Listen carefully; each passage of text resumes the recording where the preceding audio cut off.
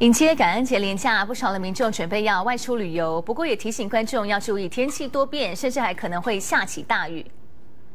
根据国家气象局预报，本周将有3场风暴席卷全美，影响数百万名出游的旅客。在美国东北部，从费城、纽约再到波士顿，寒冷的下雨天将转为降雪的天气，而这场降雪将横扫新英格兰地区，最北可达缅因州。在美国中西部，芝加哥预计将在周2开始降雪，而威斯康星州与密西根州也可能会在周1下大雪。幸运的是，到了周4感恩节当天，中西部的大部分地区都会转晴，但是气温则会下降，华氏温度5到15度。在美国的太平洋沿岸各州，第3风暴系统将为本区带来降雨，在俄罗冈州、加州和内华达州的山区则会降下大雪。尽管本周全美的天气都不好，但根据美国汽车协会的预估，今年感恩节假期的旅客人数将比去年增加160万人次，也是近10年以来的第2高。东森新闻团队在洛杉矶的采访报道。